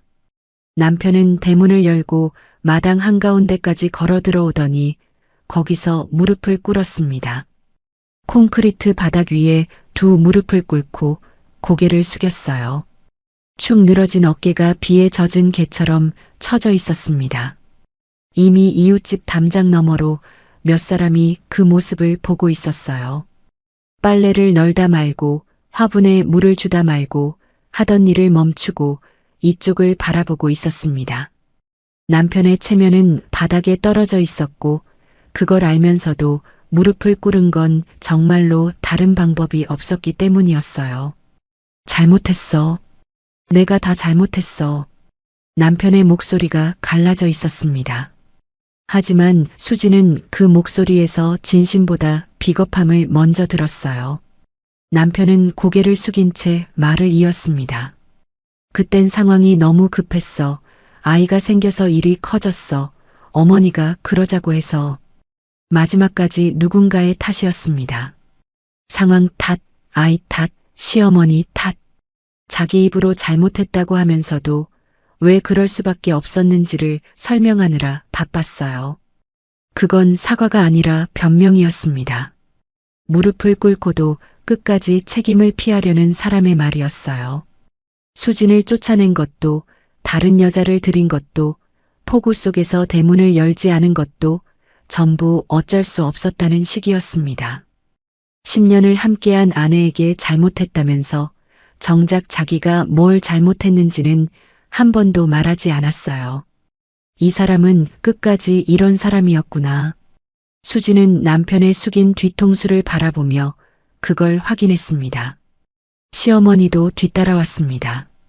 대문 앞에서 망설이다가 안으로 들어왔는데 평소의 당당함은 어디에도 없었어요. 허리가 구부러져 있었고 눈이 부어 있었고 입술이 마른 채 갈라져 있었습니다. 수진 앞에 와서 두 손을 모으고 흐느꼈어요. 수진아, 한 번만 돌아와 줘라. 어머니가 잘못했다. 한 번만. 하지만 시어머니의 그 얼굴에는 후회보다 당장 살 길이 막힌 공포가 더 짙게 어려 있었습니다. 미안해서 우는 게 아니었어요. 건물을 잃고 회사를 잃고 상간녀마저 떠나버린 상황에서 수진이 돌아오지 않으면 진짜 끝이라는 걸 아니까 울고 있었던 겁니다. 수진에게 돌아와 달라는 말은 용서를 구하는 말이 아니라 구명주를 던져달라는 말이었어요. 수진은 현관 앞 계단에 서서 그 둘을 내려다보고 있었습니다. 무릎 꿇은 남편과 흐느끼는 시어머니. 10년 전이었다면 수진은 뛰어내려가 남편을 일으켜 세웠을 거예요. 괜찮다고, 다시 시작하자고, 내가 참으면 된다고 말했겠죠. 하지만 지금의 수진은 달랐습니다. 수진은 조용히 그들을 바라보며 10년을 떠올렸어요. 병원에서 돌아올 때마다 들었던 시어머니의 한숨, 밥상에서 숨만 쉬듯 앉아 있었던 수많은 저녁, 명절마다 좋은 소식 없느냐는 질문에 웃으며 넘겨야 했던 밤, 남편 휴대전화에서 본 메시지를 모른 척했던 새벽, 그리고 폭우 속에서 대문을 두드리며 떨었던 그날. 그 모든 장면이 파노라마처럼 지나갔지만 이상하게도 더는 손이 떨리지 않았어요. 가슴이 아프지 않다는 건 아니었습니다. 다만 그 아픔이 더 이상 수진을 무릎 꿇게 만들지 못했어요. 예전에는 아프면 참았고, 참으면 자기 탓을 했고, 자기 탓을 하면 더 낮아졌습니다. 하지만 지금은 달랐어요. 수진은 처음으로 완전히 감정이 아니라 선택의 자리에서 그들을 보고 있었습니다. 수진은 입을 열었어요. 목소리는 낮았지만 또렷했고 한 글자도 떨리지 않았습니다. 아이를 못 낳은 건 죄가 아니에요. 사람을 버리고 짓밟은 게 죄예요. 남편은 그 말에 고개를 더 깊이 숙였습니다. 이마가 거의 바닥에 닿을 만큼이었어요. 시어머니는 울음을 멈추고 수진을 올려다봤습니다. 수진아, 사람 하나 살리는 셈 치고 한 번만 봐줘라. 응? 시어머니의 마지막 비굴함이었습니다. 사람을 살려달라는 말이 10년 동안 사람을 죽이듯 짓눌러왔던 입에서 나왔어요. 수진은 그 말을 듣고도 표정이 변하지 않았습니다. 비 오는 밤에 대문 앞에 저를 세워뒀을 때 이미 모든 건 끝났어요. 그때 제 마음도 함께 죽었어요. 그 말을 하는 수진의 눈에는 눈물이 없었습니다.